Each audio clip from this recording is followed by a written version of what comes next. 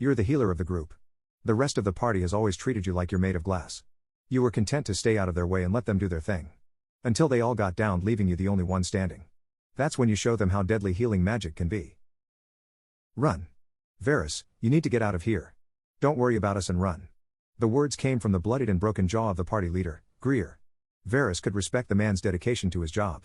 Unlike many other warriors, Greer actually was dedicated to his job of taking all incoming attacks. And he was normally quite good at it. The only problem was that the current enemy did not seem to care. The enemy looked human. Mostly, anyway. He was a tall man with hair that seemed to be made of scales. In fact, all of the man's clothes appeared to be made of the same material. The enemy's eyes had a distinct reptilian look to them, and there were wickedly sharp claws on the end of his fingers. A dragon in human form. Oh yes. Please do run, little girl. The dragon taunted as he cut into Greer. The dragon's attack looked like a casual slap, but it still cut deep into the warrior, rending what little armor remained intact like thin paper. I do like the chase. Varys looked around. Greer was the last man standing. All the others had fallen. She could tell all of them were still alive, if only just. She was more than capable of bringing them all back to their feet. The problem was that such a healing would take time. Time the dragon was not going to give her. Which meant she would have to run. Or deal with the dragon herself. She sighed. Oh dear. It seems like I'm in something of a difficult situation, she said. She spoke calmly, but the dragon was not an expert in reading humans. I would say so. Now, are you going to run, or should I just get you now? The dragon sneered while brandishing his claws. Or maybe I should just cook you. My flames aren't quite as potent in this form, but for a tiny thing like you they're more than enough. Say, dragon, do you know what healing magic is? I mean, what it really is. The dragon hesitated for a moment, but his curiosity obviously got the better of him. Why ask such an obvious question, girl? It is obviously the use of magic to heal. Are you trying to buy time to figure out a way to live through this? Maybe trying to call for help? It won't work. Oh no, I don't have anything like that. But that's not important.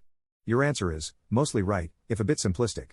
To be precise, healing magic is the art of controlling life energy. Mostly this is done by converting the raw magic in the air into life energy. No different than what other mages do with their respective elements. The dragon had gotten quite close now. He opened his mouth wide, showing large, sharp teeth. Teeth that could no doubt rend most armor just as easily as his claws had done. He did not seem to care about carrying on the conversation. Varys kept talking though. Now, obviously, the main use of this is healing, or even protections. But that's only if you do things the normal way. What do you think would happen if I was to control life energy that already exists? The dragon raised his hand and brought it down. It was the same attack that had brought Greer down just a few seconds ago. Varys raised her hand and caught the dragon's arm by the wrist. The dragon's limb stopped dead. His eyes opened wide. The dragon growled and tried to push down. To force the arm of the slender woman aside. Her arm seemed to have been made of stuff stronger than steel. Like, say, moving a considerable amount of life energy into a limb, Varys said. I would say that would make the entire limb flush with energy, effectively supercharging the muscles. Why, I bet if a healer was to flood their entire body with such energy, they could make themselves quite a bit stronger, albeit temporarily.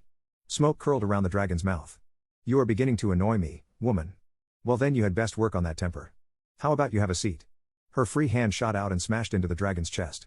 His torso crumpled under the magically enhanced attack. He flew back and slammed into the far wall, almost 50 feet away. Varys stayed exactly where she was. The dragon coughed and flecks of blood were spat out. Oh my. It has been quite a long time since I've been hurt by a human. It seems this weak form will not do. Fine, be honored human. You'll die at the claws of a true dragon. The dragon began to glow. Red and gold light surrounded him and his whole body began to expand. Wings and tail. Horns and scales. All of them took form, visible even through the glow. Varys stayed where she was. I'm not done with my lesson though, she said. Continuing where we just left off, flooding the body does have quite a few more benefits. Regeneration being the obvious example. As I am now, I could get cut and smashed all day and bounce right back. I say this now because you likely won't see that effect yourself. The dragon stopped changing. Now in his true form, he filled a large cavern. His body stood taller than some buildings. His mouth alone was large enough to swallow a horse in one bite. His claws were as large as swords and his teeth were the size of Varys' forearms. She did not seem to care. No, what you should be worried about is the effect it has on my eyes. Moving more life energy into my eyes makes them quite adept at seeing the life energy of others. I can see exactly how your life energy moves. Quite the useful ability. Stop your prattling and die. The dragon roared.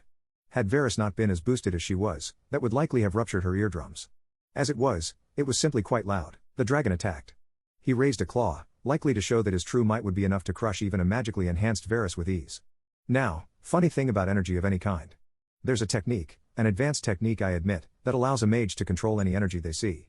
Now, what would happen if a sufficiently advanced healer was to be able to see the life energy of another being, and thus be able to control it? Varys' eyes began to glow with a golden radiance. The dragon's eyes opened wide as his strike never came. The raised arm withered like a dried-up tree. He looked in horror as his mighty limb fell, dead and useless.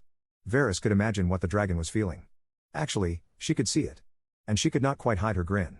Now, just to be clear, I didn't remove anything from you, no healer can do that. I just moved it around. All the life energy that was in your arm is now everywhere else. Now, you might be wondering if this makes the rest of you stronger. Well, yes and no. It will enhance you quite a bit. Your natural regeneration will be quite a bit higher. Oh, there is one problem though. I can do this because I can control life energy. I wonder, can you do the same, or will your natural regeneration simply keep going without a care in the world? Let's find out, shall we? Just take a little more from the leg and... One of the dragon's legs withered just as rapidly as his arm did. Varys could see the energy starting to pool and swirl wildly. And she could see the effects starting to occur. The dragon's scales were bent and forced apart as fleshy growth started to form. The dragon locked up. Stop. Please, stop. To wind. Its voice was thin and weak. Mostly due to his throat being choked by his own tissues. Now why would I do that? You'll just leave and go on to terrorize another kingdom. No, I think it's best to finish you now. For what it's worth, I enjoyed giving you your little lesson. It was not long before the dragon died. His body was a mass of ugly growths and several more withered limbs. Varys looked at her fallen comrades and sighed. Still alive, thankfully. She released the energy in her body, channeling it in controlled ways. She still had her job as a healer to do, and now she had all the time she needed to do it.